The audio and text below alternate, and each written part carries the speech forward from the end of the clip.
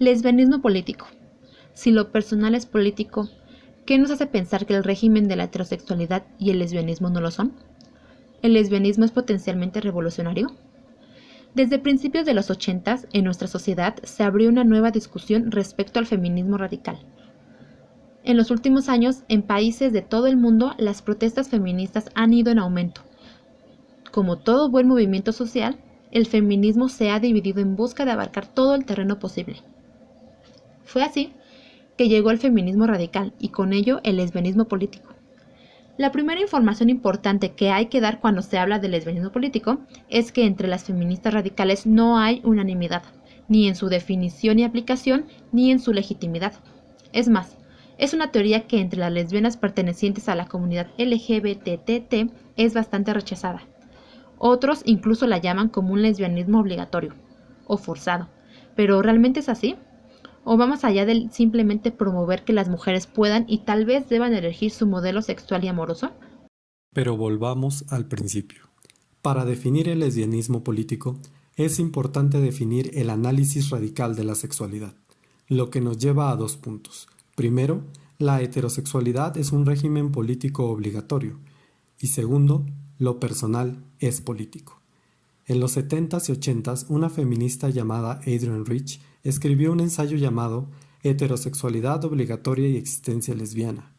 Rich desarrolla en su artículo sus aspectos en toda su extensión y hace un manifiesto político a favor del lesbianismo dentro del movimiento feminista, y remarca que el supuesto de que todas las mujeres son heterosexuales es un muro para el feminismo. Las palabras "lo personal es político", acuñado por Carol Hanisch, desdibuja los límites entre el análisis político público y privado, defendiendo la necesidad de politizar nuestras relaciones personales. ¿Pero qué quiere decir esto? Es bastante confuso, ¿cierto? Espera, aún hay más. Después de un análisis feminista radical, la mayor divergencia en las discusiones feministas de hoy es precisamente sobre el punto que es inseparable del feminismo radical: la construcción social de nuestra sexualidad. Este análisis es incompatible con el concepto de sexualidad innata. Rechaza el creer que habría algo como un gen gay en nuestra composición biológica. La teoría del innatismo de la sexualidad fue desarrollada principalmente por hombres homosexuales, en función de sus experiencias y necesidades políticas. Esto los coloca como condenados por naturaleza, aislando la construcción de la sexualidad de cualquier influencia social. Sin embargo, la existencia del gen gay ha sido descartada por estudios masivos. Pero, ¿esta ideología realmente obliga a las mujeres heterosexuales a convertirse en lesbianas? Al contrario de lo que se propaga, la concepción de la sexualidad como una construcción social no excluye por completo la posibilidad de una predisposición a la atracción por hombres o mujeres, ni afirma que el 100% de nuestra sexualidad sea necesariamente el resultado de la influencia social. Después de todo, la experiencia del lesbianismo se presenta de muchas formas, desde una que se reconoció como lesbiana cuando era niña y le resulta muy difícil pensar en la lesbiandad como algo que no es parte de sí misma desde el nacimiento, hasta otra que descubrió la lesbiandad como una posibilidad más tarde, experimentando bisexualidad o incluso heterosexualidad en gran parte de la vida. Y es una práctica feminista legitimarlas a todas. Lo que afirma esa ideología es que, número 1, la sexualidad no es completamente innata o biológica. Número 2, la construcción de la sexualidad es definitivamente un proceso social, aunque sea parcialmente. Y número 3, cualquier forma de lesbianismo es legítima, y no es ni mejor ni más precisa que otra. Definir la sexualidad como una construcción social es más una cuestión de enfoque. La sexualidad puede o no tener un factor genético, pero definitivamente no es determinista y no es la parte más importante del análisis político del patriarcado. Sobre este último punto, existen numerosos argumentos que desestabilizan la idea de la sexualidad innata, tanto científica como sociológica, y no se pretende desentrañar todos aquí.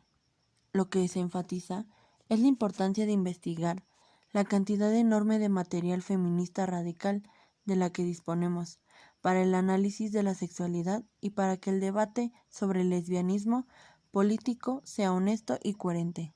Se argumenta que no hay forma de estar segura de que una mujer, si se hubiera criado en un medio libre de influencia patriarcal, no habría desarrollado su sexualidad de otra manera. Por lo tanto, el único requisito verificable que existe para que una persona sea lesbiana es que sea mujer.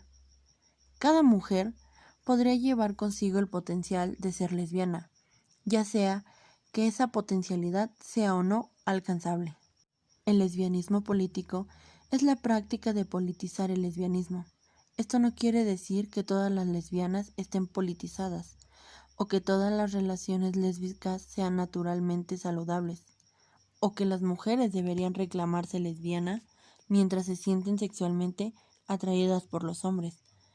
Significa que, dentro de un sistema de heterosexualidad obligatoria, donde lo personal es político, es necesario e inevitable politizar el lesbianismo. ¿Una nueva revolución? Lesbiana es para esta teoría una palabra con una carga diferente a la que tenemos asociada el día de hoy, siendo el lesbianismo este tipo de disidencia social y sexual que practicaban algunas mujeres decidiendo, por ejemplo, no casarse, aunque ello implicase un tipo de penalidad. En muchas ocasiones, el espacio de la lesbiana no ha sido sino el lugar reservado al castigo en el que la sociedad patriarcal colocaba a determinadas mujeres que no se ajustaban tan bien como deberían al rol femenino.